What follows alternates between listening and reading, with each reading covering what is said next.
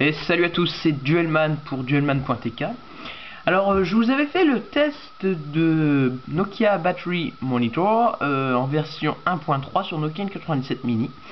Et aujourd'hui sur mon Nokia N8, je vais vous montrer la version 2.0 qui est cette fois codée en Qt.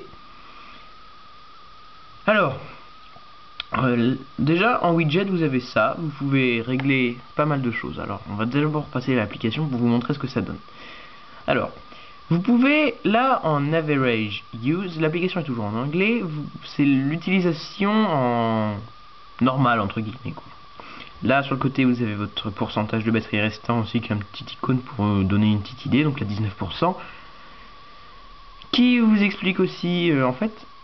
Voilà, il vous dit le temps restant en appel en 2G, pas en 3G, donc en GSM, pas en UMTS, le web, en musique, lecteur musical, avec Google Maps, Ovimaps, pardon, et caméra.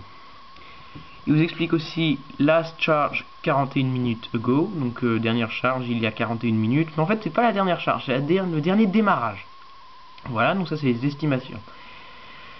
Vous voyez que la pile en haut, que vous voyez assez mal, désolé, elle est grisée à côté. Quand je clique dessus, elle est dégrisée. En fait, c'est simplement pour le mettre en widget. Si vous voulez mettre, par exemple, vous êtes habitué à aller sur le web et écouter de la musique avec votre appareil, vous pouvez mettre web, tchouk, et musique.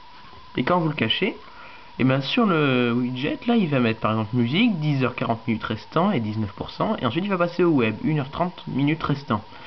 Ce qui est pas mal du tout, et vous pouvez mettre autant de choses que vous voulez, vous pouvez tout cocher.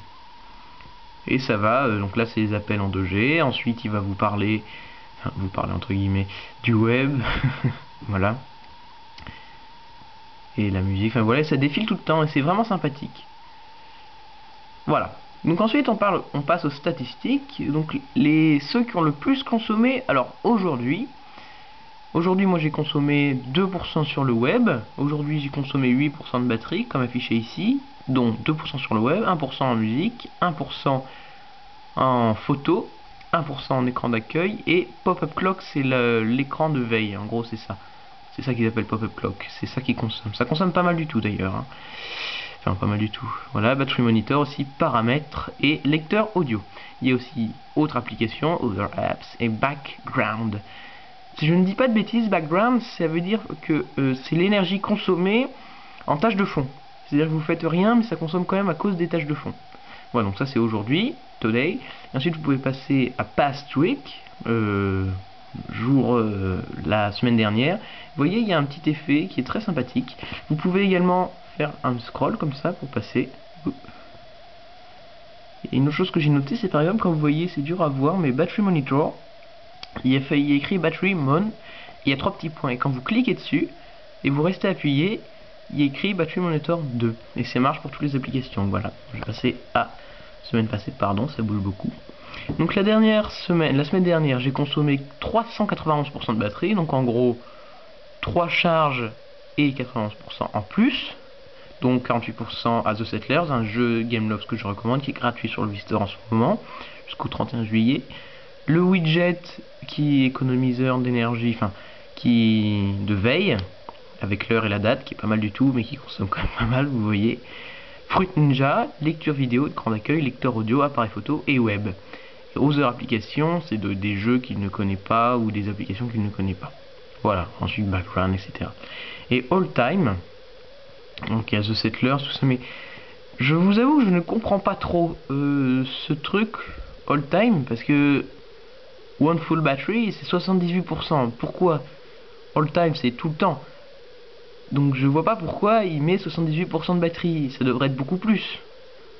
Parce que ce N8 est presque neuf. Il a presque une semaine, même pas. Mais c'est bizarre quoi d'afficher ça. Donc si vous avez une idée de pourquoi c'est affiché comme ça, dites-le moi, n'hésitez pas. Voilà. Et finalement, je vais pas en parler donc ça parce que je ne sais pas trop pourquoi il met juste 78% ainsi que autre chose. Voilà. Et Power Save finalement, vous voyez que les passages d'un... Il y a un petit effet des passages à chaque machin, à chaque catégorie, c'est plutôt sympa. Donc Power Saving Mode, vous le mettez sur On, là il vous l'affiche. économiseur de batterie. Donc qu'est-ce qui se passe rapidement? Vous n'avez plus d'horloge de fond en mode veille. Ça désactive la 3G, il passe uniquement en GSM et ça désenclenche le vibreur quand vous touchez à l'écran. Et je crois qu'il y a d'autres choses, mais je vais pas dire de bêtises parce que je suis pas certain. Voilà, display brightness, luminosité de l'écran. Donc là à l'œil c'est très agréable, mais vous ne voyez absolument rien, donc je l'ai mis au minimum avant la vidéo. Le temps quand il est activé, que la lumière s'éteint. Si je ne touche pas pendant 5 secondes, il devrait s'éteindre. Ah oui, mais non, c'est une application qui tourne, donc il ne va pas s'éteindre. Automatic Power Saving Threshold.